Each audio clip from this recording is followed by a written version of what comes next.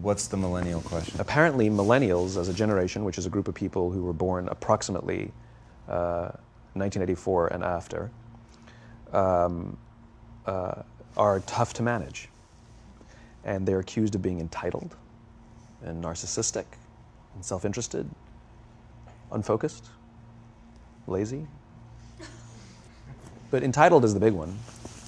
And because they confound leadership so much, what's happening is leaders are asking the millennials, what do you want? And millennials are saying, we want to work in a place with purpose, love that.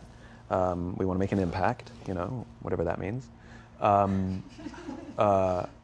We want free food and beanbags.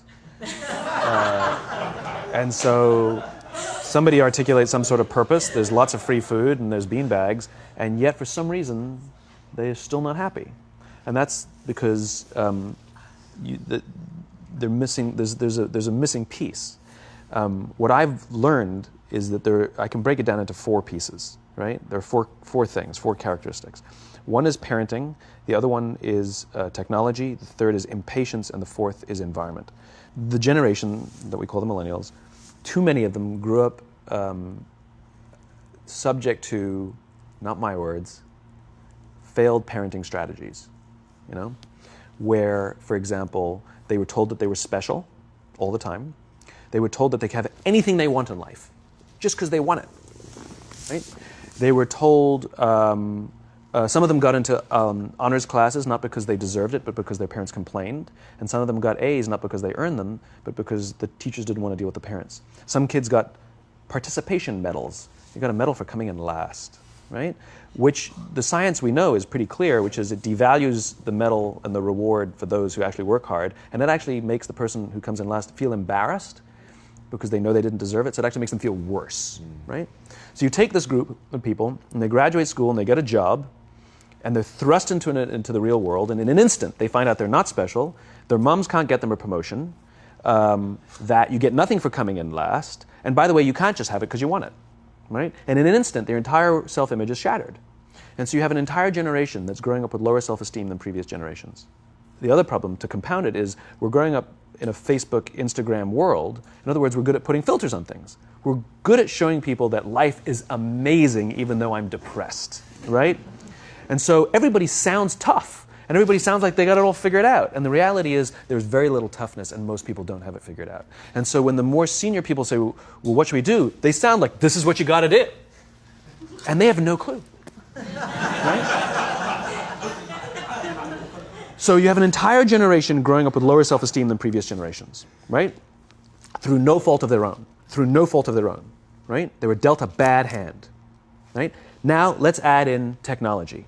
We know that engagement with social media and our cell phones releases a chemical called dopamine.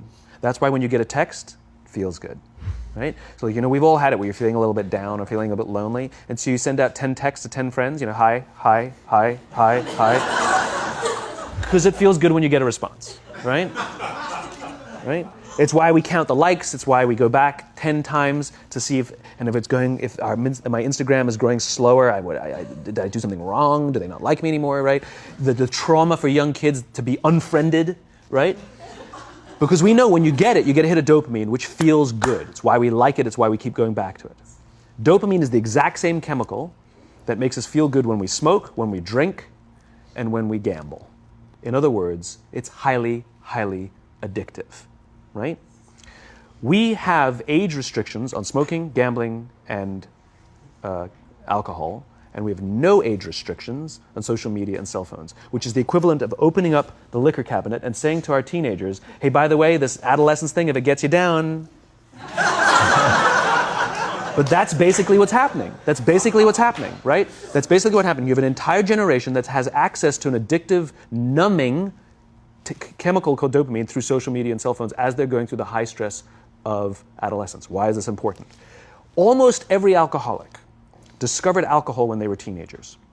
When we're very, very young, the only approval we need is the approval of our parents. And as we go through adolescence, we make this transition where we now need the approval of our peers. Very frustrating for our parents, very important for us. It allows us to acculturate outside of our immediate families into the broader tribe, right? It's a highly, highly stressful and anxious period of our lives, and we're supposed to learn to rely on our friends. Some people, quite by accident, discover alcohol and numbing effects of dopamine to help them cope with the stresses and anxieties of adolescence. Unfortunately, that becomes hardwired in their brains, and for the rest of their lives, when they suffer significant stress, they will not turn to a person, they will turn to the bottle. Social stress, financial stress, career stress, that's pretty much the primary reasons why an alcoholic drinks, right? What's happening is because we're allowing unfettered access to these dopamine-producing devices and media, basically it's becoming hardwired, and what we're seeing is as they grow older, too many kids don't know how to form deep, meaningful relationships. Their words, not mine. They will admit that many of their friendships are superficial. They will admit that their friends, that they don't count on their friends, they don't rely on their friends, they have fun with their friends, but they also know that their friends will cancel on them if something better comes along. Deep, meaningful relationships are not there because they never practice the skill set, and worse, they don't have the coping mechanisms to deal with stress. So when significant stress starts to show up in their lives, they're not turning to a person, they're turning to a device, they're turning to social media, they're turning to these things which offer temporary relief. We know, the science is clear, we know that people who spend more time on Facebook suffer higher rates of depression than people who spend less time on Facebook, right? These things balanced. Alcohol is not bad, too much alcohol is bad. Gambling is fun, too much gambling is dangerous, right? There's nothing wrong with social media and cell phones. It's the imbalance, right? If you're sitting at dinner with your friends and you're texting somebody who's not there, that's a problem. That's an addiction. If you're sitting in a meeting with people you're supposed to be listening to and speaking, and you put your phone on the table, face up or face down, I don't care, that sends a subconscious message to the room that you're just not that important to me right now, right? That's what happens. And the fact that you cannot put it away is because you are addicted, right? If you wake up and you check your phone before you say good morning to your girlfriend, boyfriend, or spouse, you have an addiction. And like all addiction, in time, it'll destroy relationships, it'll cost time, and it'll cost money, and it'll make your life worse, right? So you have a generation growing up with lower self-esteem that doesn't have the coping mechanisms to deal with stress, right? Now you add in the sense of impatience, right? They've grown up in a world of instant gratification. You want to buy something, you go on Amazon, it arrives the next day. You want to watch a movie? Log on and watch a movie. You don't check movie times. You want to watch a TV show? Binge. You don't even have to wait week to week to week, right? I know people who skip seasons just so they can binge at the end of the season, right? Instant gratification. You want to go on a date, you don't even have to learn how to be like, hey. You don't even have to learn and practice that skill. You don't have to be the uncomfortable one who says yes when you mean no and says no when you mean no, but yes when you... You don't have to swipe right. Bang, I'm a stud. Right? You don't have to learn the social coping mechanisms, right? Everything you want, you can have instantaneously. Everything you want, instant gratification. Except job satisfaction and strength of relationships, there ain't no app for that. They are slow, meandering, uncomfortable, messy processes. And so I keep meeting these wonderful, fantastic, idealistic, hardworking, smart kids. They've just graduated school. They're in their entry-level job. And I sit down with them and I go, how's it going? They go, I think I'm going to quit. I'm like, why? They're like, I'm not making an impact. I'm like, you've been here 8 months. You know? It's as if they're standing at the foot of a mountain and they have this abstract concept called impact that they want to have in the world, which is the summit. What they don't see is the mountain. I don't care if you go up the mountain quickly or slowly, but there's still a mountain. And so what this young generation needs to learn is patience. That some things that really, really matter, like love, or job fulfillment, joy, love of life, self-confidence, a skill set, any of these things, all of these things take time. Sometimes you can expedite pieces of it, but the overall journey is arduous and long and difficult. And if you don't ask for help and learn that skill set, you will fall off the mountain, or you will, the worst case scenario, and we're already seeing it, the worst case scenario is we're seeing an increase in suicide rates, we're seeing an increase in this generation, we're seeing an increase in accidental deaths due to drug overdoses, we're seeing more and more kids drop out of school or take leaves of absence due to depression, unheard of. This is really bad. The best case scenario, those are all bad cases, right? The best case scenario is you'll have an entire population growing up and going through life and just never really finding joy. They'll never really find deep fulfillment in work or in life. They'll just waft through life and it'll be just, it's fine. How's your job? It's fine. It's the same as yesterday. How's your relationship? It's fine.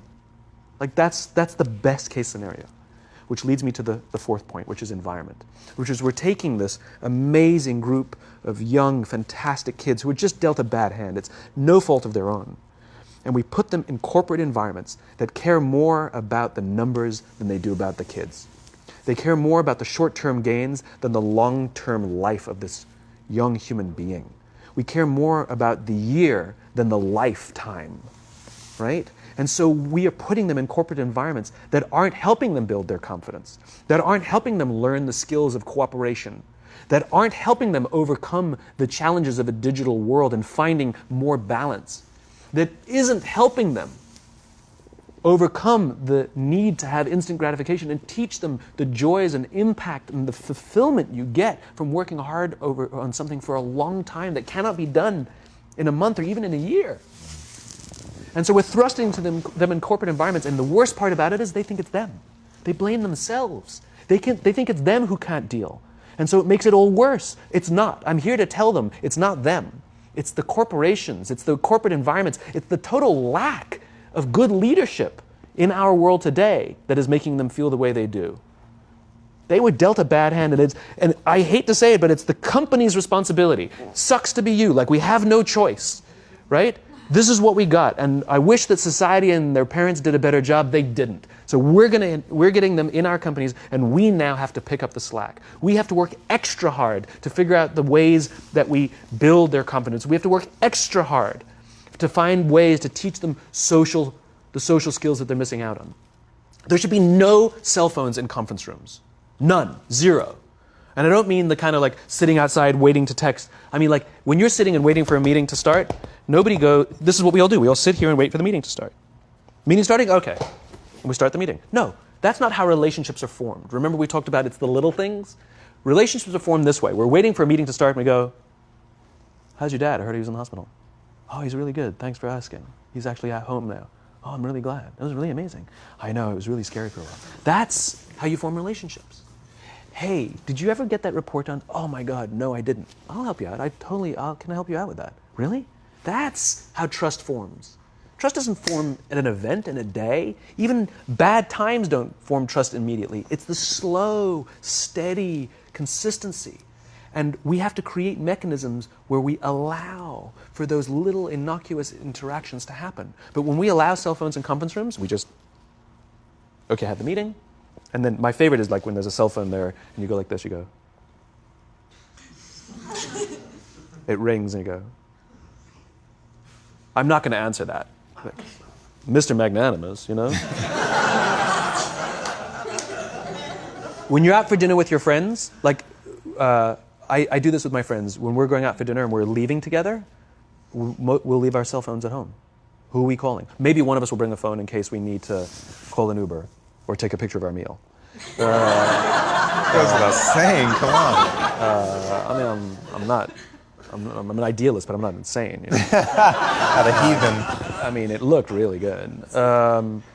We'll take one phone. And so it's like an alcoholic. The reason you take the alcohol out of the house is because we cannot trust our willpower. We're just not strong enough. But when you remove the temptation, it actually makes it a lot easier. And so when you just say, don't check your phone, people literally will go like this. And somebody will go to the bathroom, and what's the first thing we do? Grab the phone. Because I wouldn't want to look around the restaurant for a minute and a half, you know? But if you don't have the phone, you just kind of enjoy the world. And that's where ideas happen. The constant engagement is not where you have innovation and ideas. Ideas happen when our minds wander and we go, and you see something, I bet they could do that. That's called innovation, right? But we're taking away all those little moments, right? You should not, and none of us should charge our phones by our beds. We should be charging our phones in the living rooms, right? Remove the temptation. You wake up in the middle of the night because you can't sleep, you won't check your phone, which makes it worse. But if it's in the living room, it's relaxed, it's fine. But it's my alarm clock.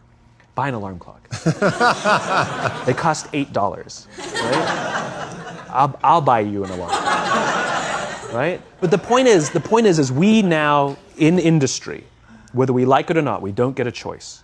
We now have a responsibility to make up the shortfall and to help this amazing, idealistic, fantastic generation build their confidence, learn patience, learn the social skills, find a better balance between life and technology. Because, quite frankly, it's the right thing to do.